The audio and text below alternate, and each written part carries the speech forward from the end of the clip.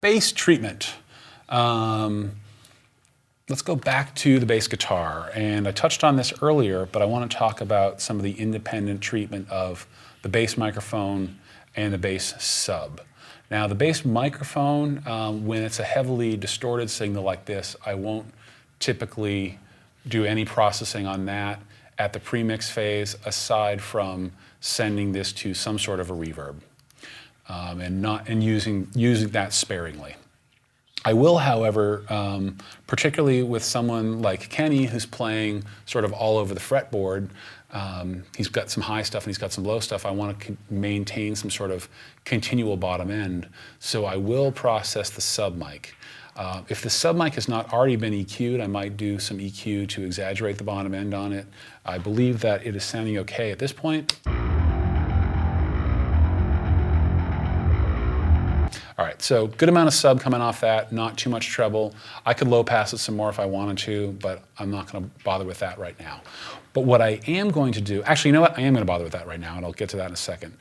The first thing I'm gonna do with this is I'm gonna start thinking about not just the bass tone, but the bottom end as a whole. So as I said earlier, I feel like in any mix, you don't want your low end to come from too many sources. Obviously, the bass drum has a lot of bottom end, and the bass guitar has a lot of bottom end.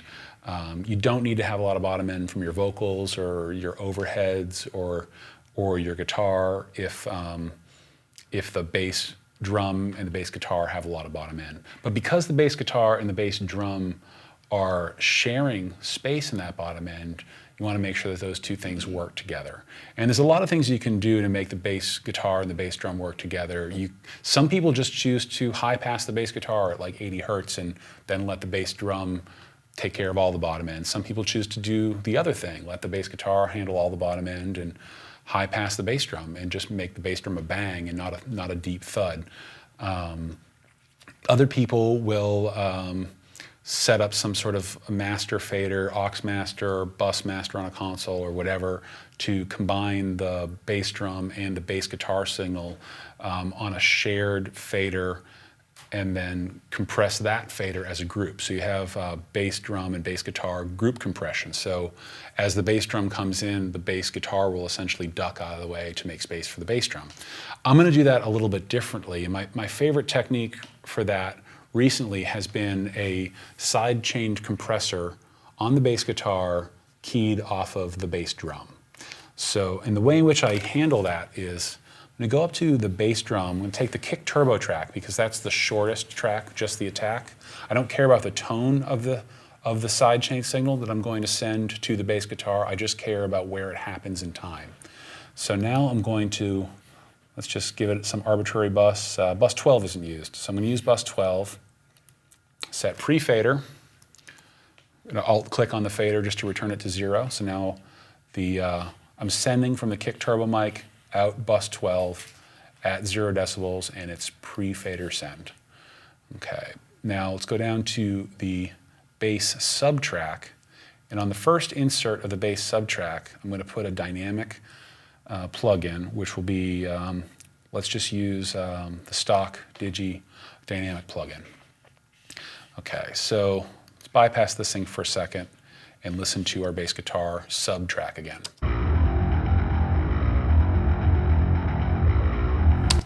Okay, now on this particular compressor, and not all compressors have this feature, which is one of the reasons why I chose the Digi one, I'm gonna make my key input bus 12.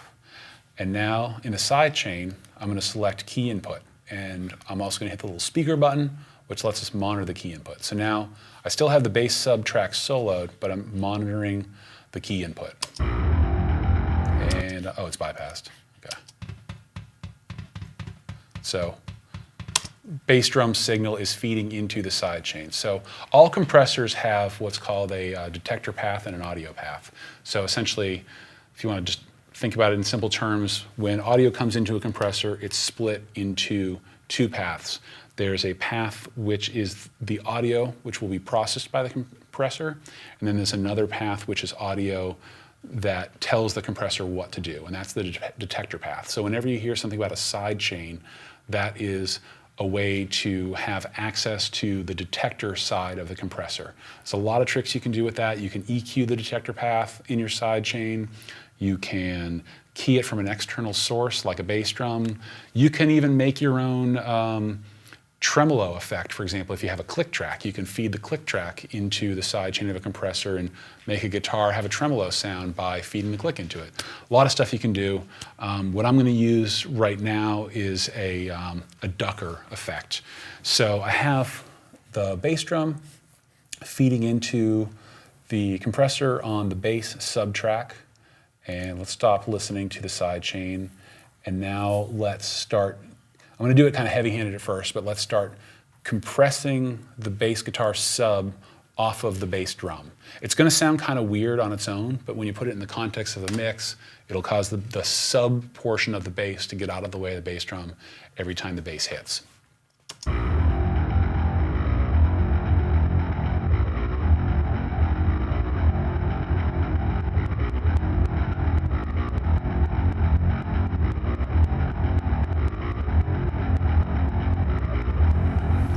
So it's pretty heavy-handed and kind of clicky right now. It's sort of the nature of that. The clicks you actually won't notice if you bring the bass drum in. You'll actually hear those clicks actually might add a little bit of attack to the bass drum, so it could be beneficial. But now I said earlier that I wasn't going to use any EQ on this track, but I think I'm actually going to bring in some EQ now just because of those clicks. I don't really need any high end on this sub track, and the clicks are happening in the high frequencies. So let's just low pass this thing and get rid of those clicks.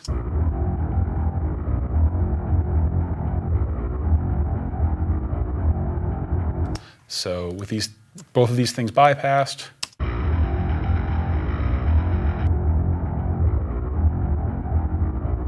so it sounds mangled and fluttery, but let's hear that in combination with the bass drum and the bass mic.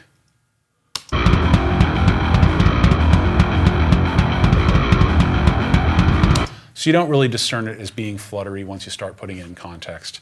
And the reason to do this is now your bottom end is going to be a little bit more steady, and it will not tax any stereo bus processing you do at the end of your mix or any of the stereo bus processing done at the mastering phase nearly as much. Those compressors won't be working as harder, so they will sound more transparent. Additionally, you may choose to put an additional compressor after this EQ, and let's do that. What do we have? CT5. I'll throw that on there. This one is not for ducking purposes. This one is now for controlling the range of the bass guitar based on where it's playing on the neck.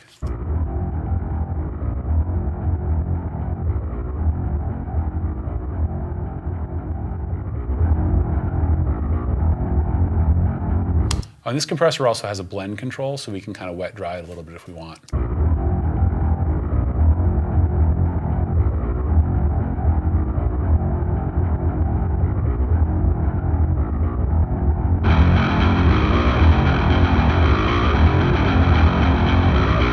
All right, so hopefully that will sound huge in the context of the mix.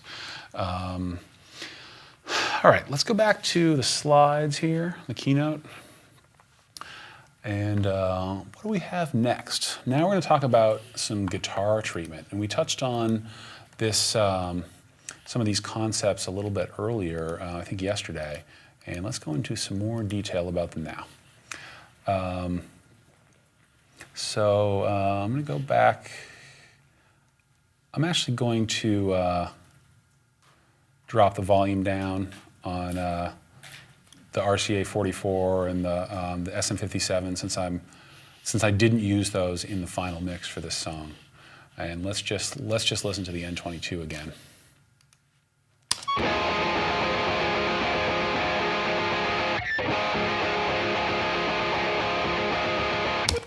Okay, so that's sounding pretty cool, but let's do a couple little EQ things. I don't think that I actually needed a ton of EQ on these things in the mix, but I'm just going to demonstrate a couple of principles that you can use in Pro Tools, yeah.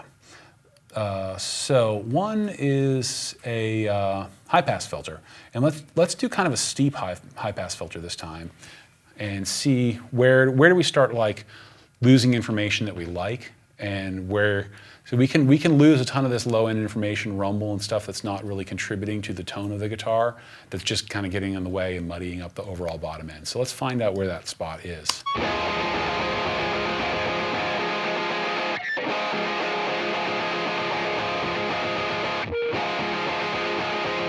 It's important to do this on monitors that you're comfortable with and that have a reasonable amount of low frequency extension. Otherwise, you can't really make good decisions about this kind of stuff. I'm not familiar with these monitors, so I can't make a great decision right now. But typically, somewhere around 100 hertz might be a place that I would high pass a guitar. If it's more of like a rock song like this is, you might go a little higher. If it's a metal song, you might go a little lower. It really just depends on how you want the guitar to interact with the bass guitar and the drum set. So let's do a little bit of let's say around 100-ish.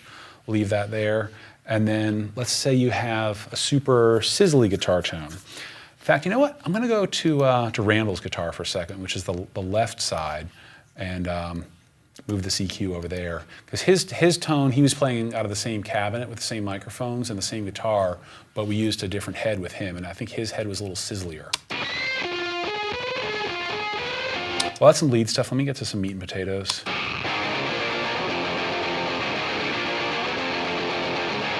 Cool, so let's find out where that guitar is really sizzly.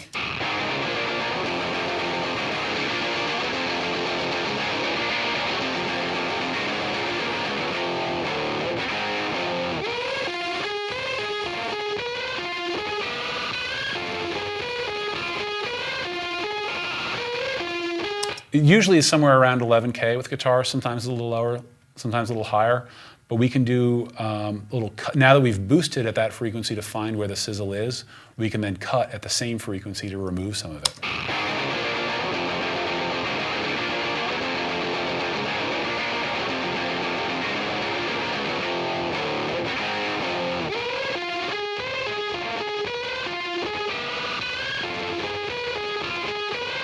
So it's a subtle thing, and it's actually not super important with this particular guitar sound, but if I was recording out of, say, like a dual rectifier or something like that, it would have a whole lot more sizzle, and it would be pretty crucial if I was, for this song, to get the sizzly component of the guitar out of the way of the cymbals.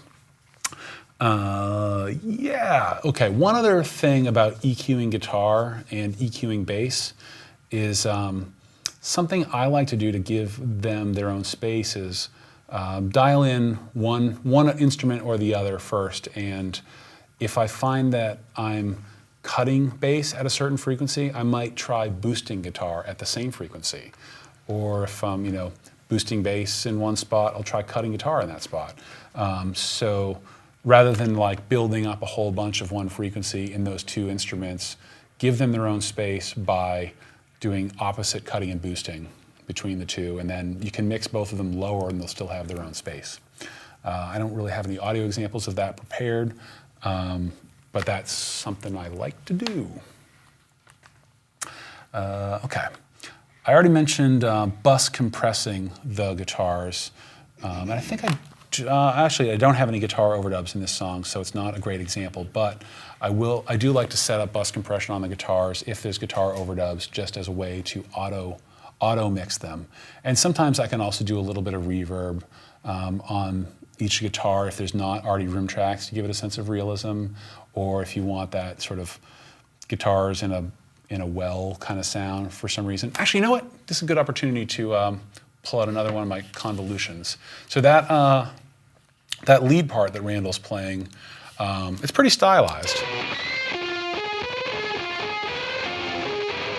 And it's pretty trashy. Let's try adding a little bit of one of my spring reverbs in there. So I'm gonna make a mono. Let's make a stereo. Let's make it mono.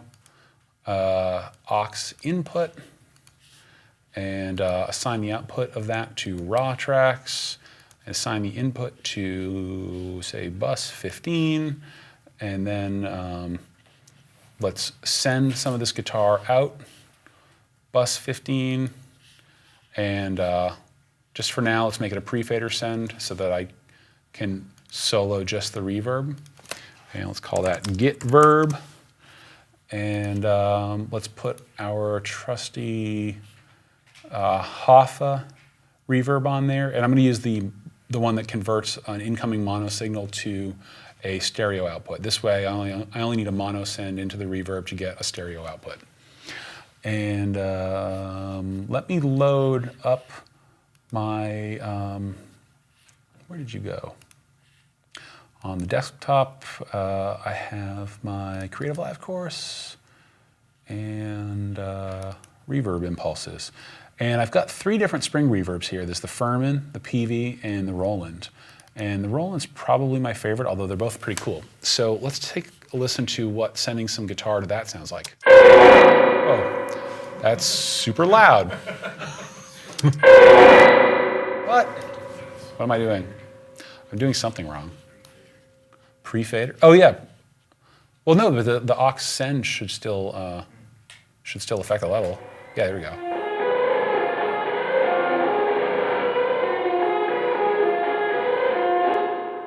So that's pretty trashy, mangled sounding spring reverb.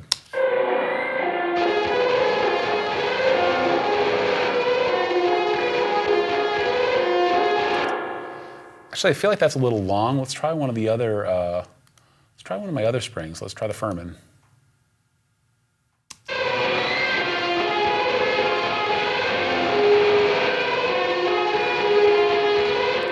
Still might be kind of long. Maybe the PV's better, or maybe we don't want to use this at all. I don't know.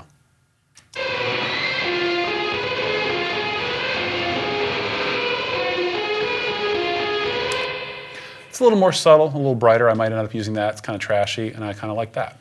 So yeah, that's using one of my spring reverb convolution reverbs.